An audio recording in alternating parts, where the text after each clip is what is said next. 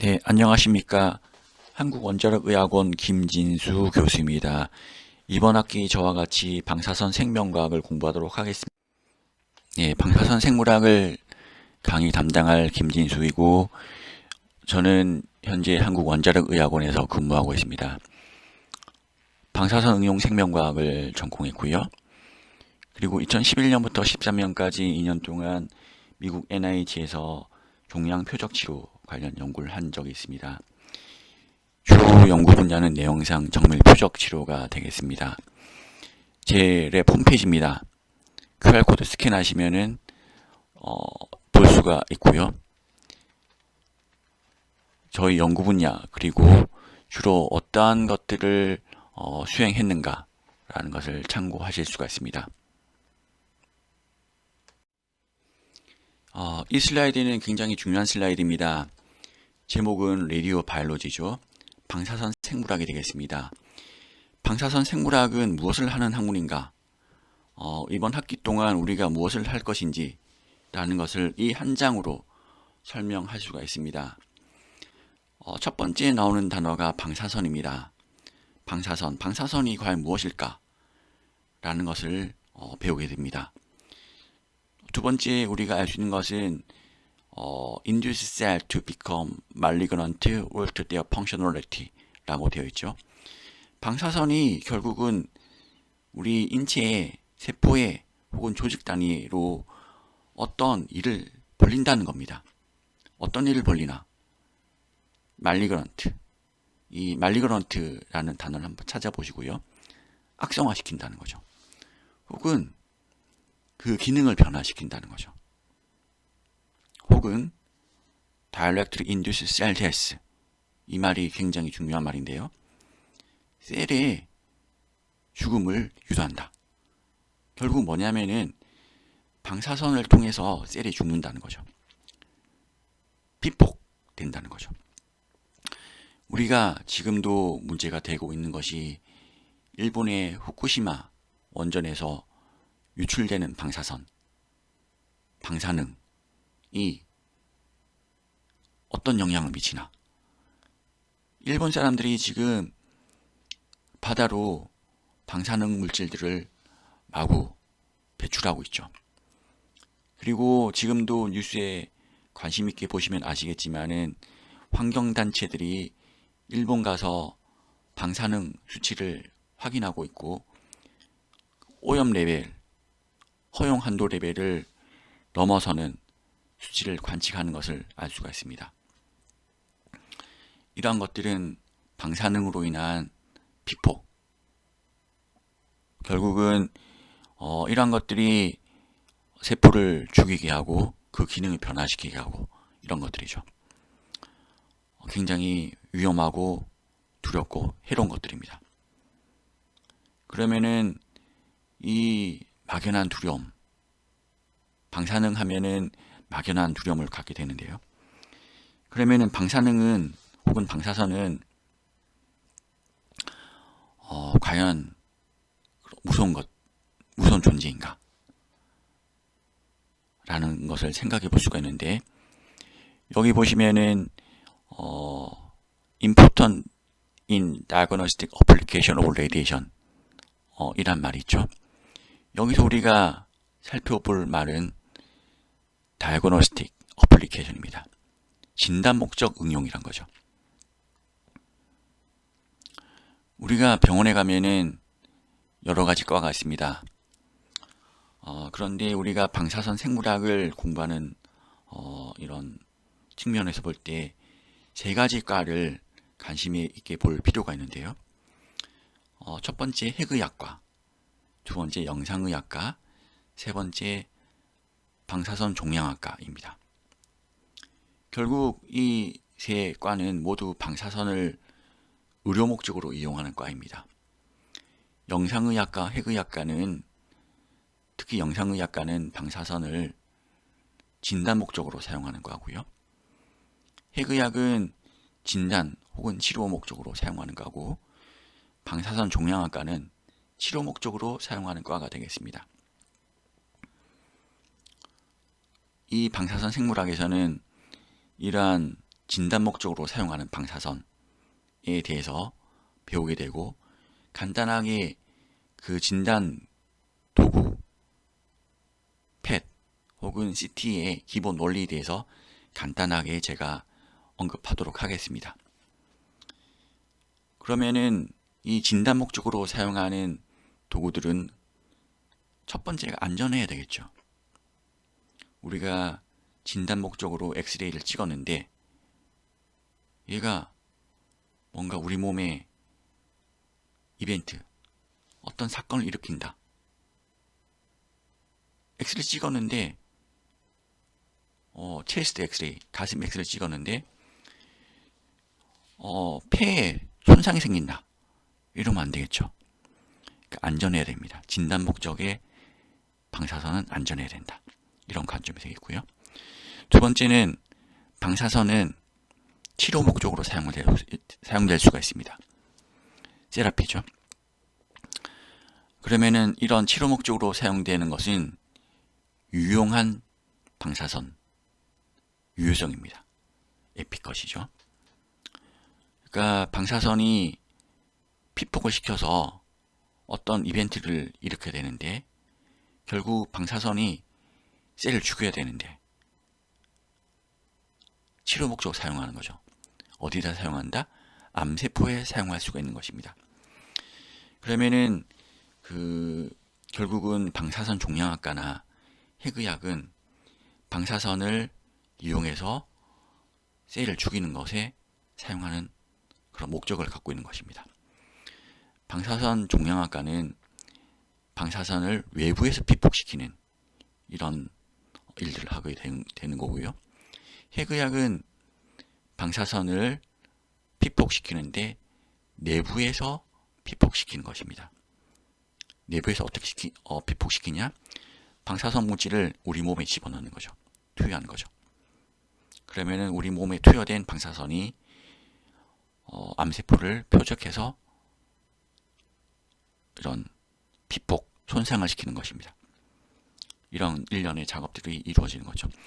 여러분들도 그런 여기 한화과학관 오기 전에 고대 안암병원에 가면은 한번 방문해 보시면은 핵의학, 방사선 종양학, 영상의학과 이런 것들을 볼 수가 있습니다.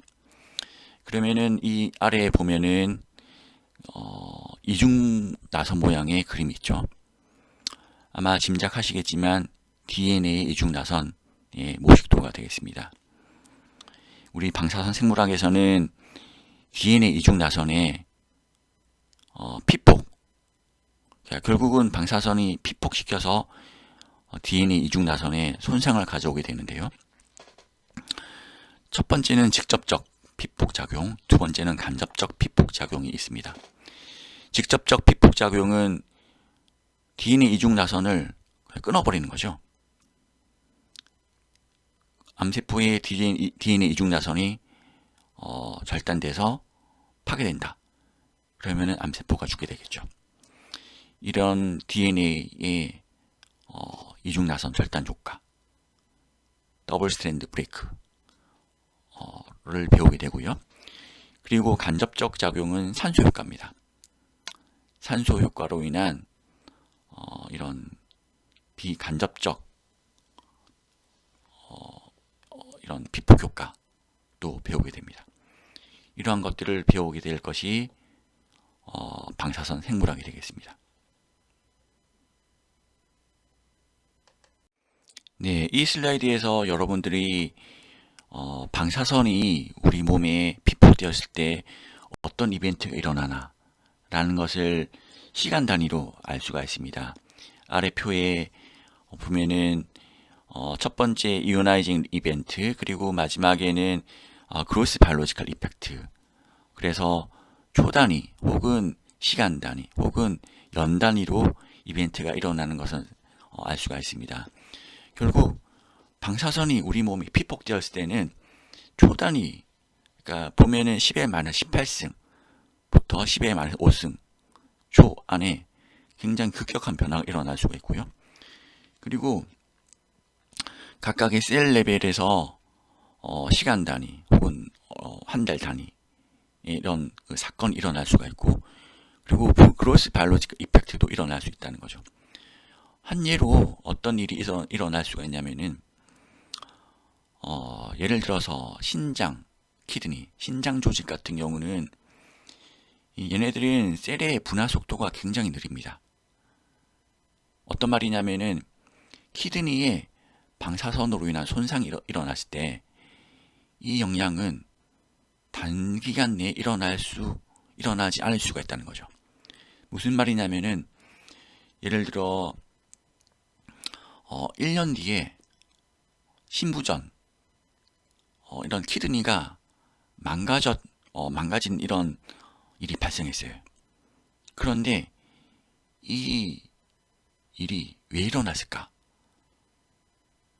거슬러 올라가면은 1년 전에 이런 방사선의 영향으로 1년 뒤에 이런 이벤트가 일어날 수 있다는 거죠. 이게 그 신부전 키드니의 이펙트인데, 그로스 바이올로지컬 이펙트의 한 극단적인 예로 그런 이야기를 들 수가 있고요. 혹은 피폭 사고로 인한 그런 이벤트 사건들을 우리가 생각할 수가 있는 거죠. 그래서 여기 그린 박스에 보면은 in clinical study 실제 임상에서 치명적인 그런 효과가 아주 오랜 뒤에 일어날 수 있다라는 것이 진단 혹은 치료 이후에 일어날 수 있다는 것이 극단적인 예로 키드니, 신장이 망가진다 라는 것을 예로 들 수가 있습니다. 이 방사선 이펙트가 되고요. 여기 보면은 아이오나이징 이벤트, 그리고 이온 레디컬을 생성한다. 그리고 프리 레디컬을 생성한다. 그리고 케미컬 체인지를 일으킨다. 셀 데스를 유발한다. 이런 것들을 우리가 살펴볼 수가 있습니다. 앞으로 우리가 방사선 생물학을 통해서 이러한 것들을 살펴보게 될 것입니다. 네, 이 슬라이드는 우리가 수업을 위해서 어떤 교재를 사용하는가 교재 설명이 되겠습니다. 교재로 사용할 것은 라디오 바이올로지 포드 라디올로지스트라는 교재가 되고요.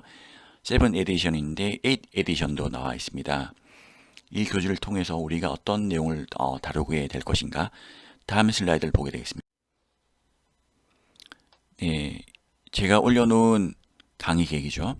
강의 계획을 보시면은 이 전반부는 중간고사 전까지는 주 교재를 사용해서 방사선에 대한 기본 내용을 배우게 됩니다. 방사선이 무엇인가, 물리적, 화학적 특성을 보게 되고요. 그리고 앞서서 방사선이 크게 진단과 치료로 사용된다고 했는데, 진단 목적으로 사용되는 그 방사선의 특징에 대해서 다루게 되겠습니다. 몰리큘러 이미징 희모장 파트를 먼저 다루게 되겠고요. 그리고 16장에서 도즈 효과에 대해서 다루게 되겠습니다. 그리고 6장, 7장에서 크게 세 가지를 다루게 됩니다. 산소 효과입니다. 산소 효과가 치료에 어떤 영향을 미치나 굉장히 중요한 이론이 나와 있습니다. 그리고 7장에서 방사선의 종류와 세기에 대해 다루게 됩니다. 그리고 2장에서 방사선으로 인한 DNA 레벨에서 그런 효과를 다루게 됩니다. 그래서 순서가 1장, 2장, 3장 이렇게 가지 않습니다.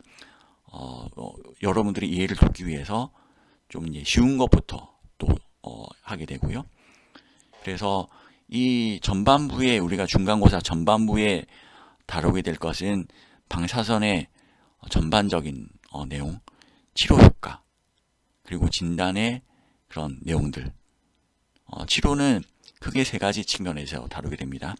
산소 효과, 그리고 방사선의 세기, 그리고 방사선의 종류에 대해서 다루게 될 것입니다. 네, 이 슬라이드는 부교재로 사용할 교재들입니다. 부교재로 사용할 교재인데요. 중간고사 이후로 이 교재를 보게 됩니다. 이렇게 겁내실 필요는 없고요. 교재에서 몇 부분 중요한 내용을 발췌해서 사용할 것입니다. 첫 번째는 암생물학, 더 바이올로지 오브 캔서, 암생물학에 대해서 우리가 좀 배우게 될 것이고요. 그리고 두 번째는 DNA 리페어 오브 더 캔서 스템 셀, 암 줄기세포의 영양에 대해서 다루게 될 것입니다. 우리가 이 암에 대해서 우리가 자세히 보게 되는 이유는 뭐냐면은 결국 방사선 생물학이라고 하면 첫 번째는 우리가 이야기 드렸듯이 진단에 사용되는 것들이기도 하고요.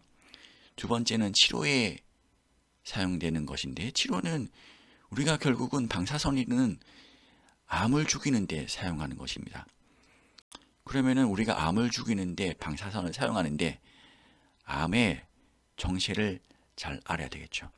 그래서 우리가 첫 번째 배우는 것은 암생물학이 되겠습니다. 암의 정체를 알게 되는 거죠. 두 번째는 캔서 스템셀에 대해서 배웁니다. 무슨 말이냐면은 피폭을 시켜서 방사선을 이용해서 피폭을 시켜서 치료를 했어요. 그런데 얘네들이 잘 안 죽어요. 왜 안 죽나? 치료의 저항성이라고 하는 건데, 치료 저항성은 왜 생기나? 왜 암이 안 죽나? 죽어야 되는데. 방사선을 피폭시켰는데 그러면은 암이 잘 죽어야 되는데 잘 안 죽는 거예요. 왜 안 죽나? 그 이유가 뭘까? 캔서 스템셀의 존재 때문인 거죠. 그러면 우리가 이 내용들을 통해서 암에 대해서 배우고 암의 치료 저항성을 일으키는 암 생물학에 대해서 배우게 되는 것입니다. 예, 첫 번째는 그 부교재 1장, 2장, 3장. 이게 그 앞에 슬라이드에서 캔서 스템셀에 나왔던 그 교재에서 1장, 2장, 3장에서 제가 발췌할 건데요. 캔서 스템셀이 뭔가, 그리고 DNA 리페어가 뭔가, 그리고 DNA 리페어 메커니즘, 캔서 스템셀의 DNA 리페어 메커니즘이 뭔가 라는 것을 우리가 공부하게 됩니다. 그리고 두 번째로 캔서 바이올로지 라는 책에서 그 부교재 13장, 14장, 15장이 되겠죠. 거기서 우리가 할 거는 안지오지네시스. 안지오지네시스가 뭐냐면은 신생혈관이 되겠습니다. 신생혈관에 대해서 우리가 배우게 되고요. 그리고 우리가 부교재 14장, 캔서 바이올로지 14장에서는 제목이 뭔가요? Invasion and Metastasis 라고 되겠죠. 암 전이에 대해서 배우게 되는 것입니다. 암 전이가 굉장히 중요합니다. 암이 걸렸을 때 왜 돌아가시나? 전이가 돼서 돌아가십니다. 우리가 뭐 이렇게 불행하게 우리 주위에 가족이나 친지나 지인들이 암에 걸려서 돌아가시는 분들을 볼 수가 있죠. 그러면은 우리가 잘 듣는 말이 암이 전이됐다 라는 것을 듣습니다. 암이 전이됐다고 하는데 그 현상에 대해서 우리가 배우게 됩니다. 암의 전이에 대해서 배우게 되고요. 그리고 15장에서 우리가 다룰 거는 이뮤노세라피입니다. 이뮤노세라피에 대해서 다룰 건데, 이뮤노세라피는 지금 가장 각광받는 차세대 치료 방법이 되겠습니다. 여러분들이 인터넷 검색해 보셔서 지미 카터 대통령, 미국의 이전 전 대통령이죠. 지미 카터 대통령의 치료 이야기를 한번 검색해 보시기 바랍니다. 지미 카터 대통령이 치료 그 뇌종양이었는데 치료받아서 완쾌가 됐어요. 왜 완쾌가 되었느냐? 이뮤노세라피로 완쾌가 되었습니다. 그래서 우리가 중간고사 이후로는 크게 두 가지를 배우게 됩니다. 암, 치료가 왜 안 되나? 치료가 안 되는 이유, 캔서 스템셀의 존재 때문인데요. 치료가 안 되는 이유에 대해서 우리가 배우게 되고, 두 번째로는 암의 정체에 대해서 배우게 됩니다. 그러니까 물론 이게 암생물학은 굉장히 두꺼운 책입니다. 대학원에서는 이걸 한 학기 내도록 배우게 되고, 혹은 1년 내도록 배우게 됩니다. 그런데 여기서 제가 굉장히 중요하다고 생각하는 세 가지 챕터를 발췌해서 여러분들에게 강의를 해드리겠습니다. 그래서 암의 정체, 신생혈관이 많이 발생하게 되는데요. 이런 신생혈관에 대해서 배우게 되고, 안지오지네시스, 부교재 13장입니다. 그리고 메타에 대해서 배우게 될 것입니다.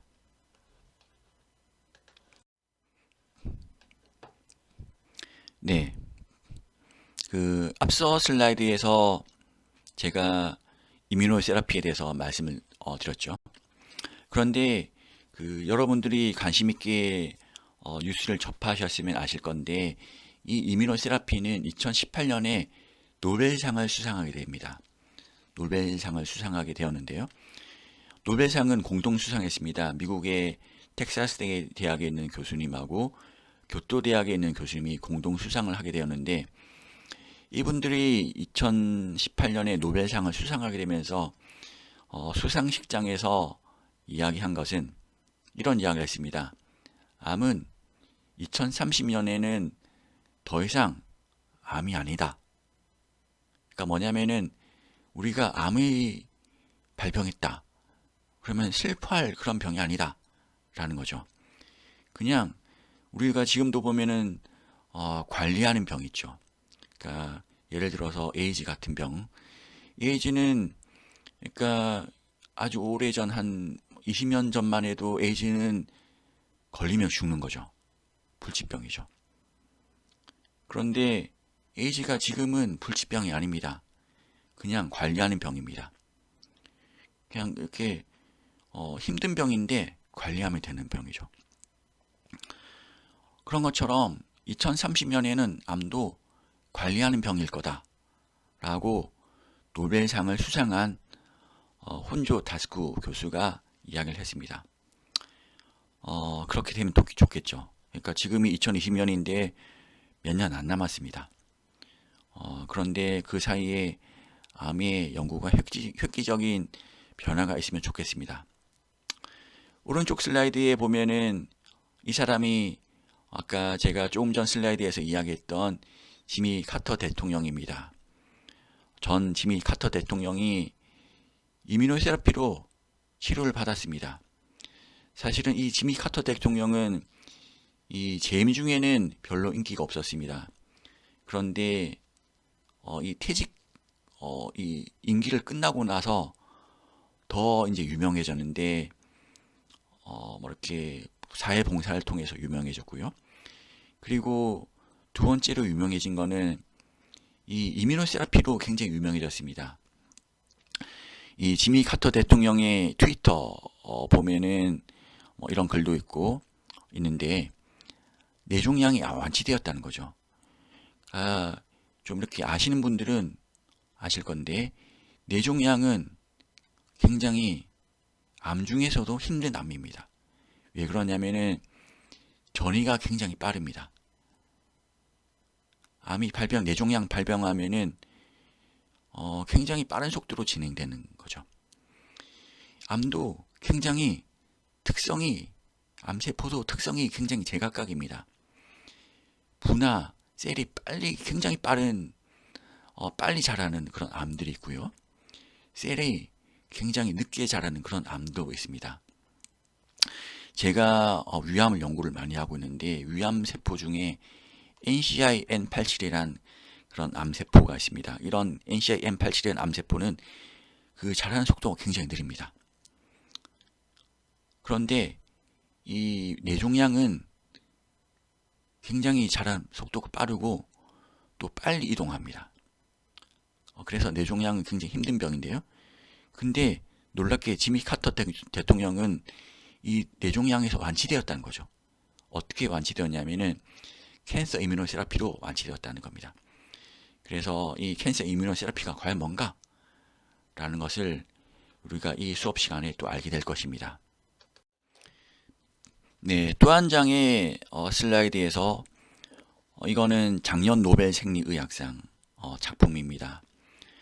이 작년의 노벨 생리의학상은 어떤 연구 내용이 노벨상을 받았냐면은 산소와 세포의 상관관계라는 연구 내용이 노벨상을 수상했습니다. 앞서 2018년 노벨 생리의학상은 이뮤노세라피인데 이거는 현재 그 임상에서 굉장히 각광받는 이런 치료법이 되어 있고요. 그리고 2019년 노벨 생리의학상은 산소와 세포의 상관관계인데 이거는 우리가 지금 배우게 될 방사선 생물학의 핵심 내용입니다. 무슨 말이냐면은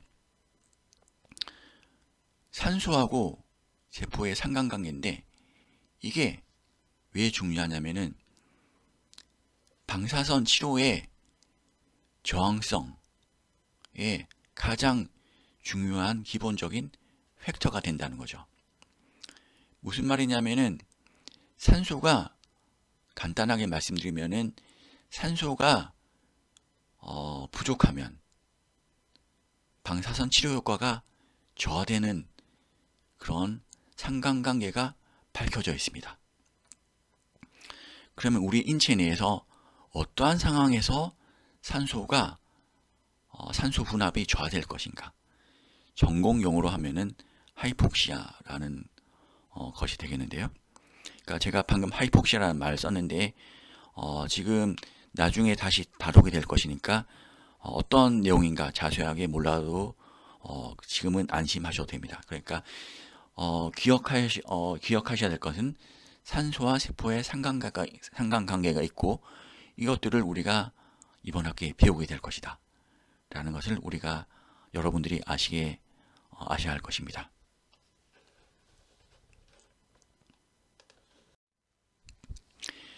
네, 이 슬라이드에서 타이틀 제목이 레디오 이뮤노세라피의 저항성이죠. 왼쪽의 그림은 이 레디오 이뮤노세라피의 저항성을 여러 가지 측면으로 분석한 슬라이드가 되겠습니다. 그리고 오른쪽 슬라이드는 산소 효과에 대한 슬라이드가 되겠습니다. 그래서 그 오른쪽 하단에 파란색 라인과 빨간색 라인이 있는데 이거는 산소 효과에 대한 그림이 되어 있고요. 왼쪽 그림은 이뮤노세라피의 저항성에 대해서 다루게 되어 있는데요. 여러 가지 이야기가 나옵니다. 파이브로시스, 타이트 정션, 하이포킥 셀, 하이 인터스티셜 프레셔, 이뮨 서베일런스, 하이포킥 셀 이렇게 굉장히 여러 가지 용어가 나옵니다. 혼란스러우실 수 있는데요. 여러분들이 이 내용에 대해서 배우게 되실 것입니다. 지금 제가 유튜브로 강의를 업로드해서 지금 보시게 될 건데 그래서 여러분들이 이 단어를 하나씩 구글 검색해서 한번 찾아보시기 바랍니다. 파이브로시스가 뭔가, 하이폭식셀이 뭔가, 타이트 정션이 뭔가, 이뮨 서베일런스가 뭔가. 그래서 이러한 단어들이 어떤 내용인가 라는 것들을 한번 구글 검색을 해보시고요. 그러니까 여러분들이 공부를 하실 때 제일 첫 번째는 용어를 아는 게 중요하죠. 이 용어가 뭔가, 어떤 뜻인가. 그러니까 제가 전공 용어를 막 영어로 이야기하니까 이게 첫 번째 잘 선뜻 안 와닿는 그런 거죠. 그러니까 지금 여러분들이 이제 구글 검색을 통해서 이런 것들을 한번 검색해 보시고요. 물론 제가 강의를 통해서 자세히 제가 설명을 해드릴 것입니다. 그래서 이번 학기 레디오 이뮤노세라피의 저항성, 그러니까 치료 저항성에 대해서 이런 것들을 배우게 됩니다. 왜 이런 것들을 배우냐?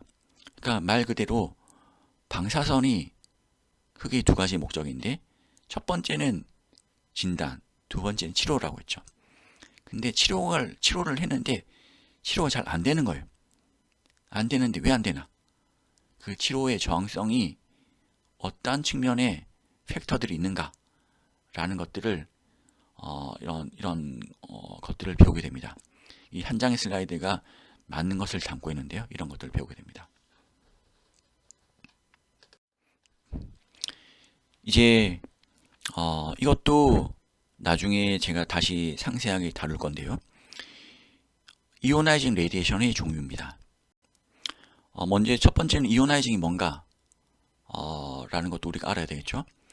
나중에 계속 이제 제가 설명하면서 이야기 말씀드릴 거고요. 그러니까 오늘은 인트로덕션이니까 제가 대략적으로 좀 말씀드리겠습니다. 이오나이징 레디에이션의 종류 보면은 크게 알파, 베타, 감마가 있죠. 알파, 베타, 감마가 있는데 첫 번째는 이들의 목적이 있습니다. 감마는 크게 부류를 따지면은 진단에 사용되는 방사선입니다. 그리고 베타와 알파는 치료에 사용되는 방사선입니다. 그래서 우리가 이런 그 이오나이징 레디에이션이 크게 알파, 베타, 감마로 분류할 수가 있는데 알파, 베타, 감마가 진단 혹은 치료에 사용되는데 이러한 것들의 발생하는 과정들 어떠한 상황에서 알파 입자가 방출되고 베타선이 방출되고 감마선이 방출되는지 이러한 것들을 배우게 되고요. 알파 입자 치료의 장점이 뭔가 그리고 베타선의 치료의 장점이 뭔가 라는 것들도 다루게 됩니다. 또 제일 마지막에 오제 일렉트론이란 것이 있습니다. 오제 일렉트론은 뭔가? 오제 일렉트론의 정체는 뭔가? 오제 일렉트론은 나름대로 장점이 있습니다. 알파와 베타에 비해서 치료의 장점이 있는데요. 어떤 장점이 있을 것인가? 라는 것들을 이번 수업 시간에 다루게 될 것입니다. 네, 이 슬라이드는 알파, 베타, 오제 전자의 특징을 간단하게 살펴볼 수 있는 그림이 되겠습니다. 첫 번째 왼쪽에 좌측의 그림을 보시면은 오제 전자 그리고 그 0.5 마이크론 미만이란 수식이 있죠. 그리고 그 밑에 보면은 알파 파티클은 28에서 100 마이크로미터라는 수식이 있습니다. 내용이 있고요. 그리고 베타 파티클은 2에서 10mm라는 내용이 있습니다. 그리고 오른쪽에 보면은 LET라는 말이 있고 4에서 26 킬로 일렉트론 볼트 퍼 마이크로미터 라고 기술이 되어 있고요. 그리고 또 그 밑에 보면은 LET는 50에서 230 킬로 일렉트론 볼트 퍼 마이크로미터 라는 말이 있습니다. 그 밑에 보면은 LET는 0.1에서 1.0 킬로 일렉트론 볼트 퍼 마이크로미터라는 말도 있습니다. 이게 오제 전자, 알파 파티클, 베타 파티클의 특징을 설명한 그림이 되겠습니다. 보면은 오제 전자는 0.5 마이크로미터 라고 쓰여 있는데 이 말은 무슨 말이냐면은 오제 전자가 영향을 미칠 수 있는 거리가 0.5 마이크로미터 미만이란 거죠. 알파 파티클은 그 거리가 알파 파티클이 미칠 수 있는 거리가 28에서 100 마이크로미터 정도 된다는 거죠. 베타 파티클이 미칠 수 있는 거리가 대략 10mm. 이거는 베타 파티클의 종류에 따라 다릅니다. 다른데 대략 2에서 10mm 정도 되고요. 그리고 오른쪽에 그림에서 나왔던 거는 그 에너지색입니다. LET, 리니어 에너지 트랜스퍼인데 이거는 우리가 앞으로 다루게 될 것입니다. 한 챕터에서 이걸 다루게 될 거고요. LET에 대해서 설명을 제가 다시 할 건데 단위 마이크로미터당 대략 오제전자는 4에서 26kg 일렉트론 볼트의 에너지를 전달할 것이다 라는 것을 알 수가 있습니다. 그리고 알파 파티클은 단위 마이크로미터당 50에서 230kg 일렉트론 볼트의 에너지가 전달될 것이다 라는 것을 우리가 알 수 있습니다. 그리고 베타 파티클은 0.1에서 1.0 kg 일렉트론 볼트 퍼 마이크론의 에너지를 전달하게 됩니다. 이 두 가지 내용은 굉장히 중요한 건데요. 이 슬라이드가 이야기하고는 바는 우리가 이 슬라이드만 보면은 알파 파티클과 베타 파티클의 장단점을 대략 유추해 볼 수가 있을 겁니다. 어떤 장단점이 있을까요? 여러분들 한번 생각해 보시기 바랍니다. 그리고 이 해답을 여러분들이 한 학기 동안 찾아갈 수 있을 것입니다. 그러면 우리가 치료 현장에서 내가 나중에 이런 것들을 치료를 디자인하는 과학자다. 환자가 내원했다. 내가 어떤 방식으로 치료를 할 것인가. 치료 디자인을 할 수가 있다는 겁니다. 제가 한 가지 힌트를 드리면은 암의 크기가 작아요. 예를 들어서 암의 크기가 10마이크로미터 미만이다. 그러면은 어떤 방사선을 이용해서 치료를 해야 될 것인가? 혹은 암의 크기가 1cm 정도 된다. 직경 1cm 정도 된다. 그러면은 어떤 방사선을 사용할 것인가? 혹은 암이 굉장히 세포의 하나의 세포의 크기는 대략 한 10마이크로미터 정도 됩니다. 10마이크로미터 정도의 크기가 되는 세포가 우리 몸의 혈액 중에 막 떠돌아다녀요. 전이되고 있는 상황인데 어떻게 할 것인가? 그런 것들 생각해 볼 수가 있습니다. 그리고 오른쪽 밑에 보면은 빨간색 줄이 있고 파란색 줄이 있습니다. OER, RBE라는 이런 말이 있는데요.